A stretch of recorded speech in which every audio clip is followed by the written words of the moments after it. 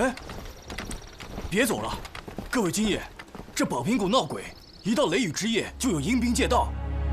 阴兵借道？确有这种传言。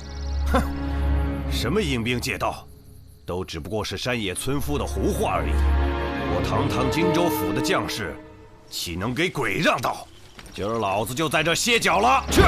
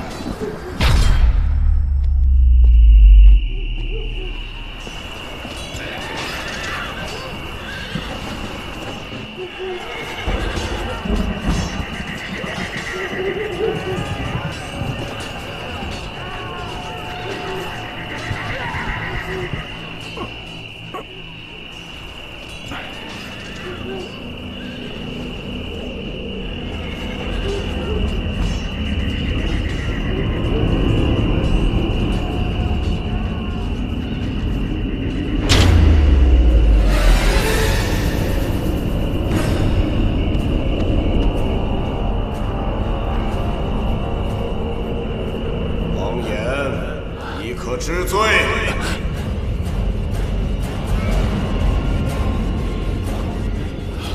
拖下去，重刑加身。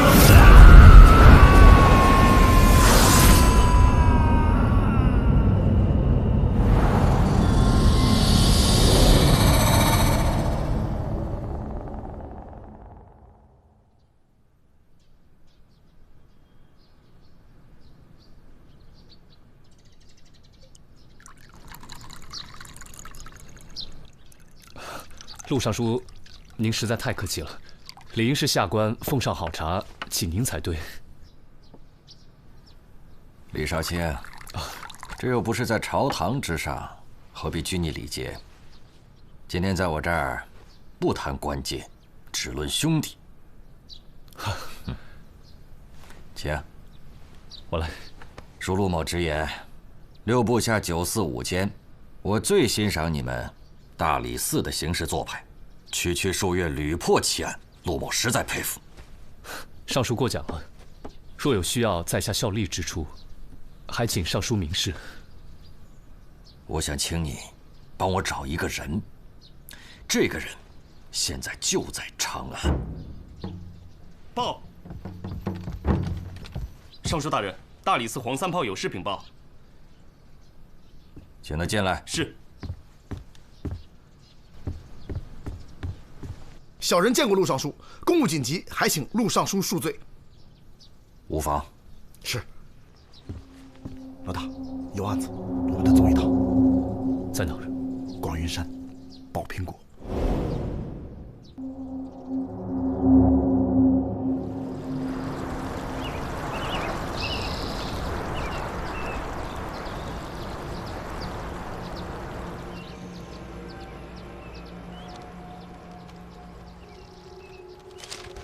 你们发现他的时候，他还没死。正是，发现王统军的时候，他还有一口气。这个死因已经很明显了，利刃避开了心脏，凶手是诚心要折磨死者，让他一点点的血尽而亡。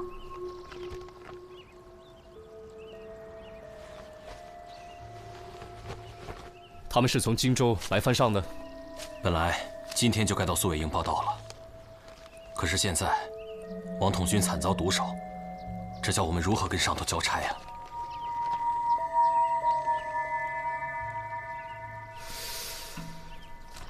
这是阴司的鬼符，你们发现王统军的时候，这东西就在。我们发现他的时候，鬼符就已经插在胸口了。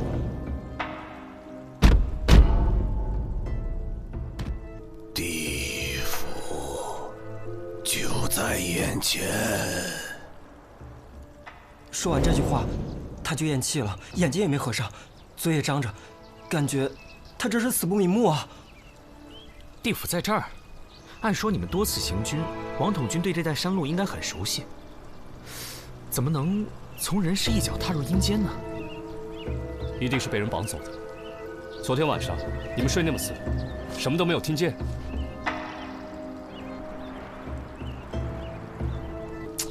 有话快说，昨晚到底发生什么事？阴兵借道，昨晚就被我们碰上了。阴风阵阵，人喊马嘶，鬼哭狼嚎，脚下的地都在颤抖，可就是什么也看不见。听说是前朝将士在此过路时中了埋伏，全军覆没，将士们怨念不散，变成了阴魂。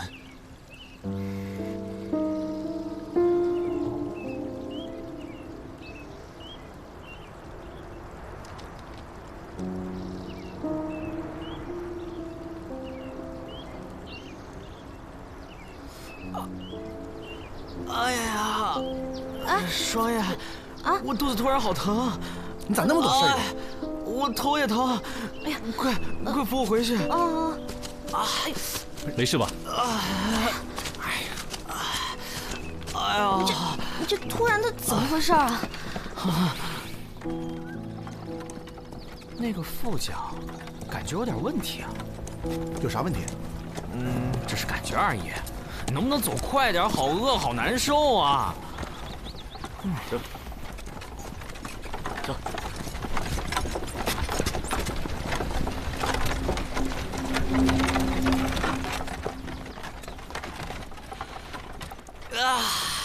好疼啊！到底疼还是饿？要不要歇歇？再忍忍啊！不要！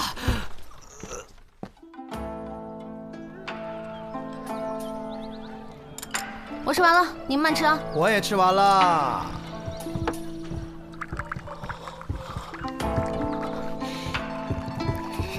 哎，你肚子疼不能忌荤腥，我现在饿得头都疼了。那更不能吃这些了。有你们这样的吗？宝瓶谷的阴兵传说不是空穴来风，不管和王岩的死有没有关系，我们都得找一个雷电之夜，实地查探一下。啥时候啊？等没人装病的时候。哎，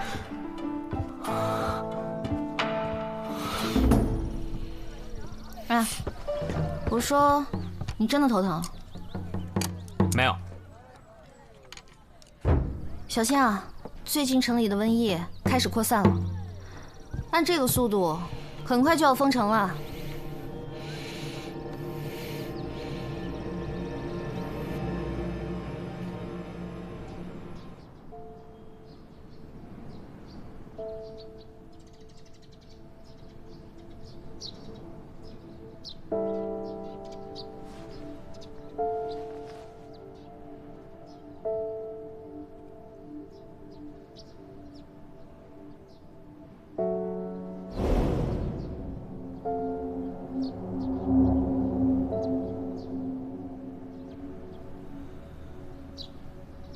你们有没有什么想说的？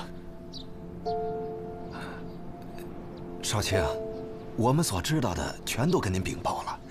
阴兵借道之说由来已久，我们呢也只是听说，并无实证啊。对此，我们唯一能做的就是每逢雷雨天气，躲在家里不出门啊。那3天前，荆州府兵经过，可发现有何异常？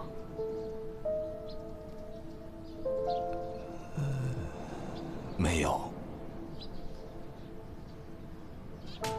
就不想知道王统军是怎么死的？鬼神之事，不敢瞎操心。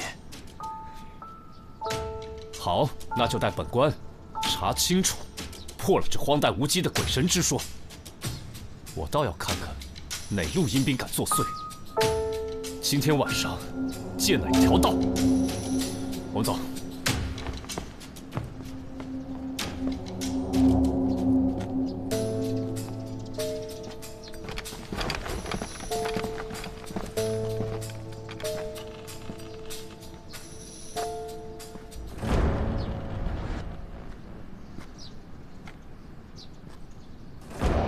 今晚谁都不许睡。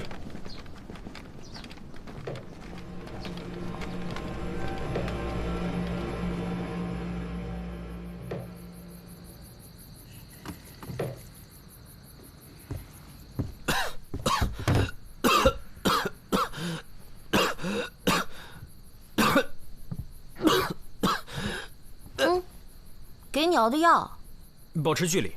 你要是喝了这个再不好，我得叫四娘把你给关起来。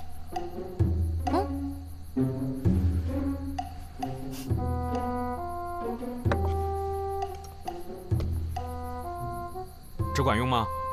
当然了。你还医好过谁啊？后院的马。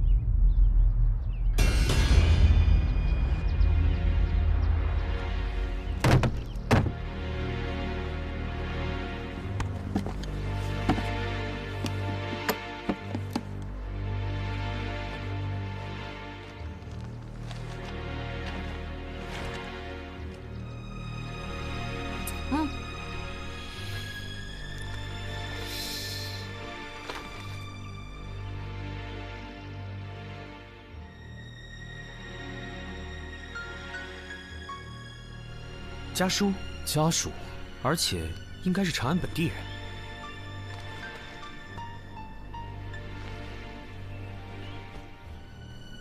死因与王统军一样，都是历任川兄，死于失血过多。带回去，查验身份。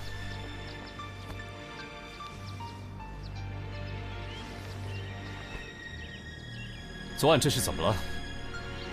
阴兵没见着，倒又死了一个。你们大家昨晚睡得好吗？跟你们一样，整宿没睡。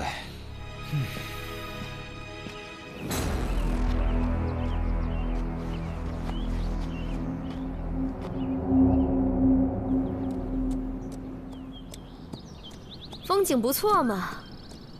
四娘，这就是宝瓶谷了。第二个死者就是在这对面悬崖上发现的。以你的江湖经验判断，这里到底发生了什么？跑那么高的地方去杀人，真不嫌累。走吧，到山顶看看。我如果杀人，绝不会选择这种地势。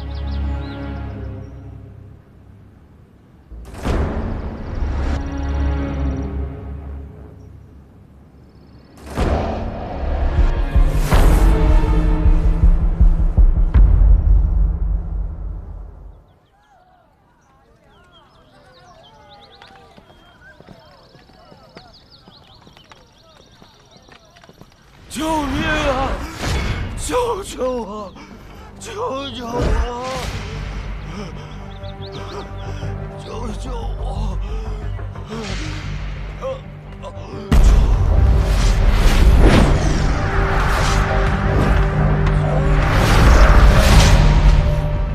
不想死就给老娘多烧点儿！现在闹瘟疫，传染性很强的，一不留神，城就是死城了。墙上也多撒点啊，还有地上，真是倒了8辈子血霉了。生意刚有点起色，又没人来了。萨摩，又死哪儿去了？给我出来！四娘，四娘，四娘，四娘，哎，后院吧，那2头猪啊，不行了，要不……不行，小白和花花是我亲手养大的，赶紧给我找双叶，必须给我治好了。萨摩格罗，人呢？给我滚出来！滚出来呀！哎，萨摩，过来歇会儿。哎呀，还是李少卿心疼人呐。第二个死者张大福是长安市郊的农民，家里还有几亩田，生活不错。还有他7、8年前入伍打过仗。后面的你猜猜？原来跟过王统军吧？正是，后来负伤退伍了。我看过他的手，是惯用兵器的，而且武艺还不赖，当兵也不是小卒子。老大，武后部送来一个人，可能和案子有关，暂时安置在樊舍的客房里。什么人？书生模样，现在昏迷着，说是差点死在宝瓶谷。哎，老大，慢点走，别磕着。书生模样。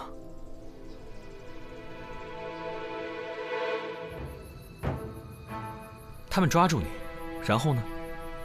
都对你做了些什么？审判呗。审判？你之前做过什么？还要劳烦阎王爷亲自审？我没有，我只是从那路过，我什么都不知道。我一向清白做人，他们凭什么找上我？为什么是我？别激动，别激动啊！看着挺斯文的，练过呀。没事吧？没事啊。你再好好回忆一下，审判的内容是什么？他们说了什么？说了什么？说了什么？我记不清了。我当时吓傻了。啊！那些武场和判官就在我眼前晃着。什么判官？具体说。还能有谁？难道你们连地府的情形都不知道吗？太可怕了，都是鬼啊！好好好，不问了。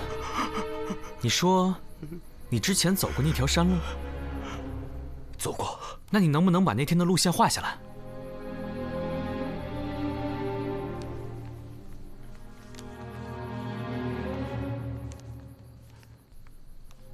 我想不通，打死也想不通。明明是很熟悉的老路，怎么就鬼使神差，一脚踏进了阴曹地府？他就是被吓着了，没什么大碍，让他休息休息就好。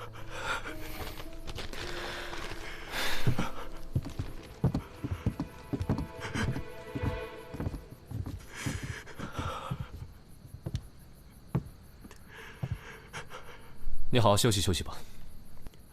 李少卿，秦某求见左卫大将军。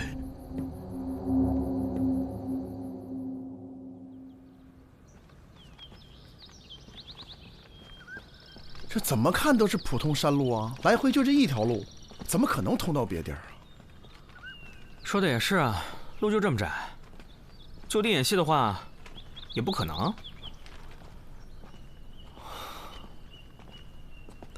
到前面看看。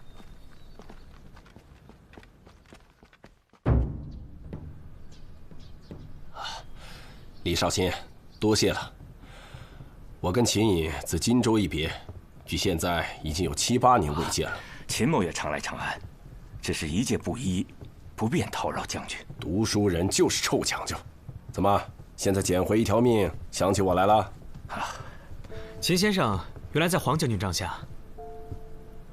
当然了，当年我带的军队都是隶属荆州大本营的，诸位可不要小看了秦隐。多年前打东突厥的时候，他可是立过奇功的。哦，那秦先生后来是为什么隐退了呢？哦，秦某胸无大志。他的大志啊，就是他的书画文章。怎么样，秦隐？这次在我的府里多住上一些日子，抽时间咱们切磋切磋如何？黄将军，恐怕不方便。为何？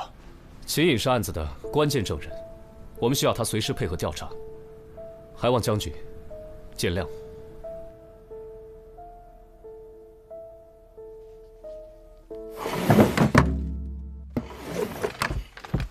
大人，全城搜了一遍，没找着人。偌大的长安城，你们2天就搜遍了？你们左侯卫就是这么办差的，啊？继续找。是。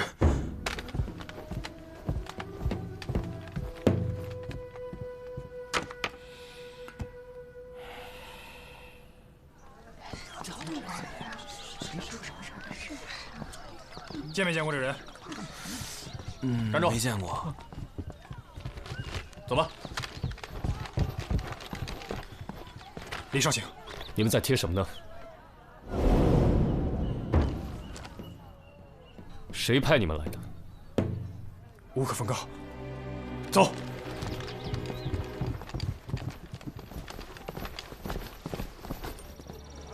都让一让啊！让一让！让！近日，长安城内疫病蔓延，民众外出务必遮住口鼻。如有咳嗽、发烧等症状，应尽早报官，紧速隔离。知情不报者，必依法论处。这边。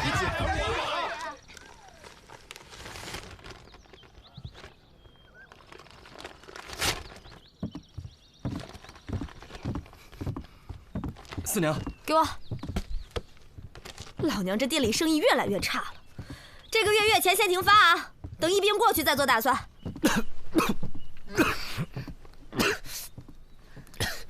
王延庆和张大福3个人都在宝平谷误入阴司，他们之间的联系很明确，都曾经在黄显忠帐下效力，参加过对东突厥的几次作战。7、8年前，东突厥和大唐常起冲突，但规模都不大。我前2天去兵部查档案，陆明好像还不太愿意配合。陆尚书这个人不好打交道，之前他可3番2次找我拉关系，这会儿怎么突然像换了个人？我说你怎么看谁都可以啊。李少卿，人活着不是为了破案子，你放松点儿。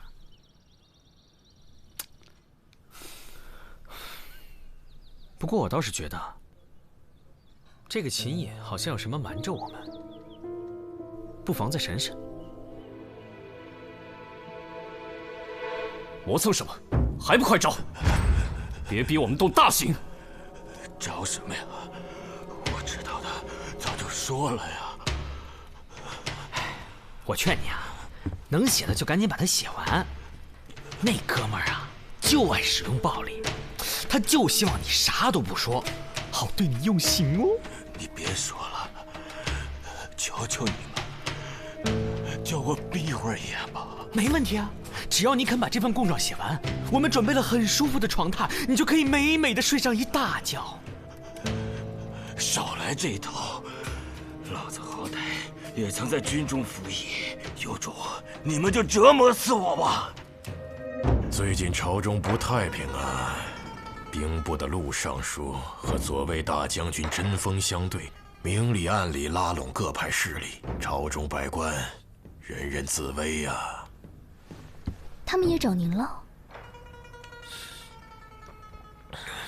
尚书找过我，一直想试探我对诸位朝臣的态度，问什么又不肯明说。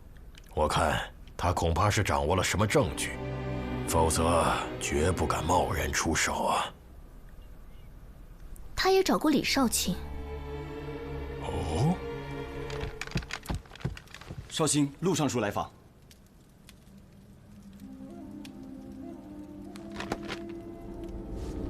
请他进来。李少卿，陆某不请自来，冒昧了。陆尚书，不知此次前来有何贵干？来了解王延案的进展呢。荆州府统军出了这么大的事情，兵部理当过问呐。以王统军的军阶，你们应该素未谋面吧？陆尚书，您真是有心呐。陆尚书，大理寺的特别案件，在未审理之前，都需要保密。哦，属李某，无可奉告。哦。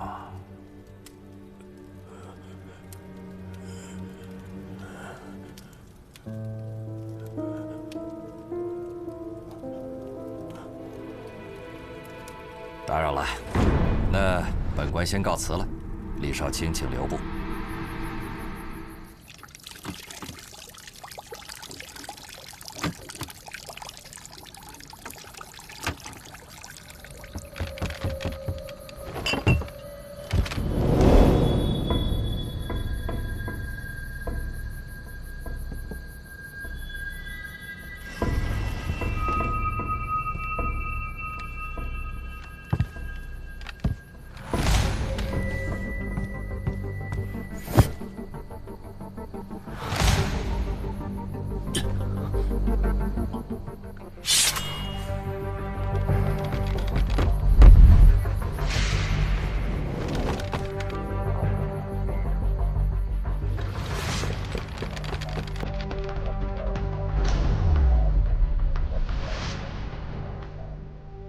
都看清楚了吧？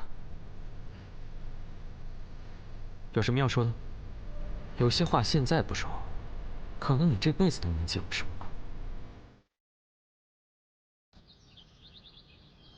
2天前，兵部陆尚书弹劾左卫大将军黄显忠，说他通敌叛国；而昨日，大理寺又奏请以诬陷、谋杀2罪捉拿陆尚书。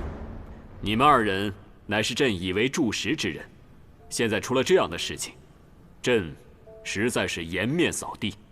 所以朕希望你们今天都说实话，在3司会审之前，让朕弄清楚事情的真相。臣有罪。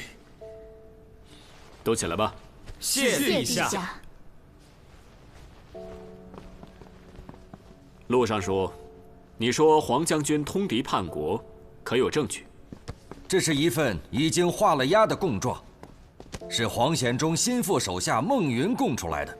上面详细的记录着6年以来，黄显忠与东突厥使者秘密接触，接受巨额的贿赂，出卖大唐军事机密的事实。臣知道空口无凭，臣已经把证人带来了。孟云现在就在殿外，宣他进来。传孟云觐见。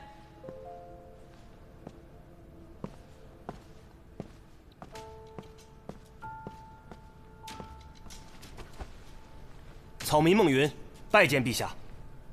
孟云，这供状是你亲笔所写，签字画押的吗？回陛下，是。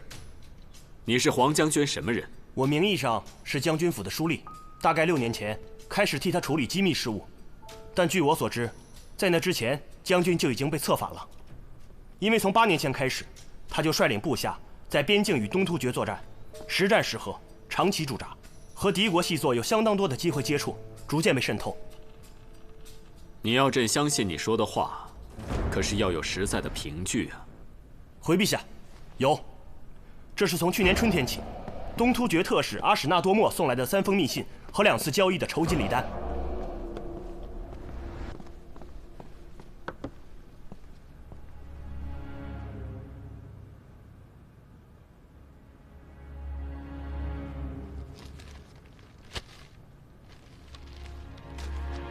朕问你，你为什么要留着这个？还有，你为什么要向陆尚书供出黄将军？陆明请罪。臣是在3个月以前抓捕策反的孟云的，严刑逼供，才拷问出了真相。一派胡言！陛下，好了，陆尚书，我们听听大理寺的人是怎么说的吧。各位，陆尚书刚才所说的，如果成立的话，一个基本的条件是，证人孟云真实可信。但如果我们面前的这个孟云，他根本就不是孟云呢？什么？黄将军，你应该不会忘记，孟云有一个长相相同的孪生兄弟孟昭吧？8年前，他随同您征战东突厥，可是军中的一员大将。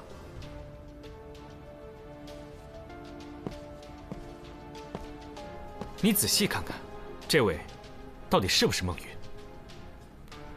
如果看脸认不出的话，还可以看手吗？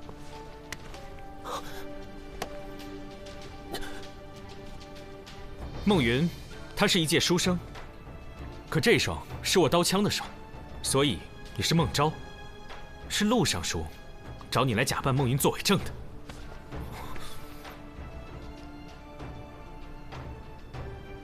萨摩多罗，你是怎么知道2兄弟的事情？还有，何人为证？请陛下传证人秦隐。8年前，他曾是黄将军帐下的军师。传秦隐觐见。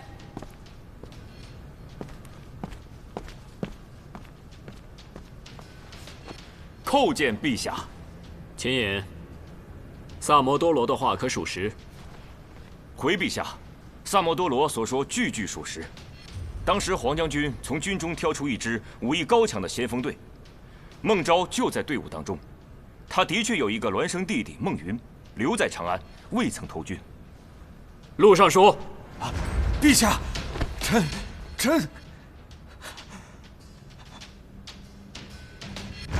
陛下，这秦隐不仅是指证孟昭的证人，我们还通过他查出了宝平谷连环凶杀案的原委。快说来！这几桩所谓鬼谷阴司的案子，都是孟昭在陆尚书的帮助之下完成的。至于陆尚书为什么要帮他，是因为二人达成了协议，让孟昭假扮成孟云做伪证，以叛国罪扳倒黄将军。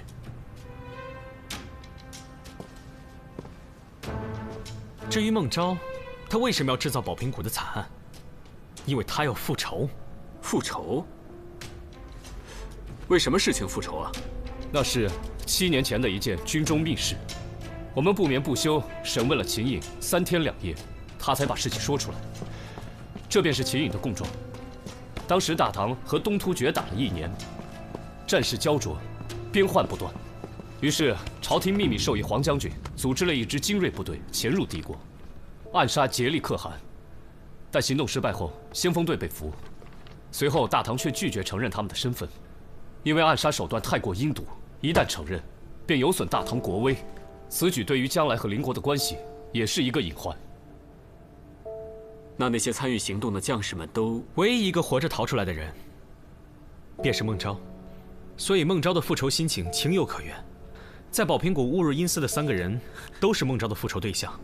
王统领作为当年的指挥官，见风使舵抛下了部下，而秦隐是那次暗杀行动的谋士。至于张大福，当年也是先锋队的队员，后来假装负伤中途退出，最后还平安退伍。所以，孟昭设计地狱阴司的用意很明显，他就是要审判这3个人。而他最后一个复仇对象，就是黄将军，因为他是当年那次行动的最高负责人。说我杀人，你有什么证据？这一切要从作案手法说起。受害者们都在熟悉的山路上莫名其妙走进地府，事后在原地却都找不出问题。这是因为凶手们紧挨着原路挖了一条等宽的岔道，再用同样的山石和植被做尾饰，引人走入岔路。借助烟雾，各种假扮的鬼神就忽然出现。之后的事情大家都清楚了。受害者先被审判，后被杀死，然后丢在悬崖上，胸前呢，就放着阴司的鬼符。那凶手为什么要选择在宝平谷呢？还有，这阴兵借道到底是怎么回事？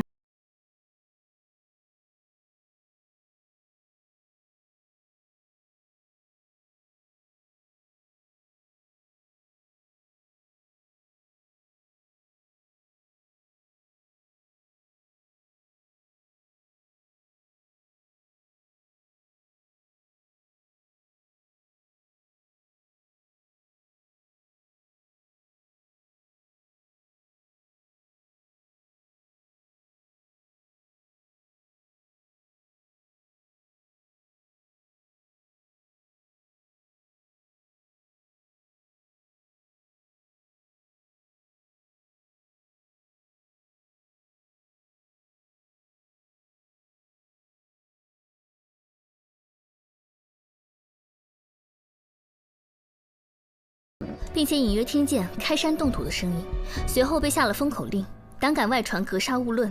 根据宿卫营的记录，从6月15到6月底，陆尚书前后8次抽调过左后卫3个小队外出执行任务。照这个人数和时间，足以在宝平谷修出条假路。陆尚书，这算不算证据呢？我派遣士兵是为了搜查孟云，我抓捕了他，拷问了他，但是他跑了。为了抓他，你甚至不惜制造假疫情，想让长安封城，以便瓮中捉鳖。找一个孟云需要这么兴师动众吗？就是因为抓不到他，找不到他，我就没有证人呐，没有证人，所以你就承认他是假孟云了？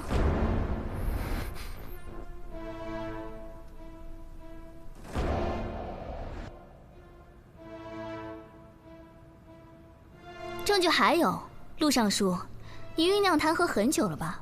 最近终于要出手了，所以你在朝臣中走动的尤其活跃，明里暗里的拉关系，无非是想让更多人站在你这边。但秦隐死里逃生是个意外，你们没有想到，而他又知道太多内情，很可能会认出孟昭。为了确认此事，陆尚书特地把孟昭打扮成随从，带他来到大理寺，以询问案件进展为由见到了秦隐，发现他确实认得孟昭。之后孟昭就夜闯客栈，来到秦颖房间，想对他下手。幸好我们提前做了准备，夏魔和秦颖就躲在院角，亲眼目睹了孟昭翻墙的全过程。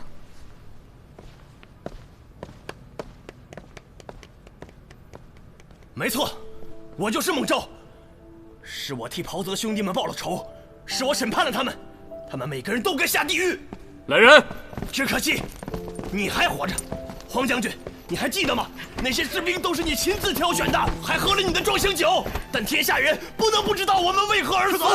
你知道，朝廷知道，太上皇知道，你们为什么要假装不知道？为什么？陛下，臣行了，除了陆明还有黄将军，其他的人都退下吧。草民告退，臣告退。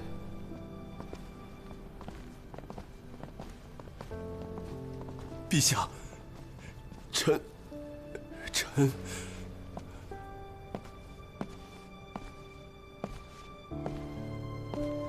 陛下，臣。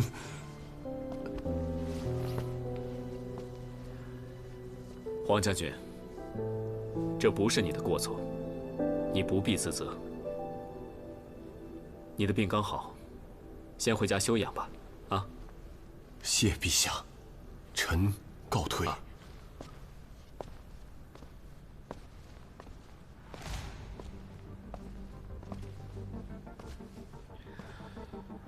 谋杀、诬陷2罪并罚，丢光了朕的脸面。朕的身边不需要你这种乱臣贼子。陛下，行了。陛下，陛下。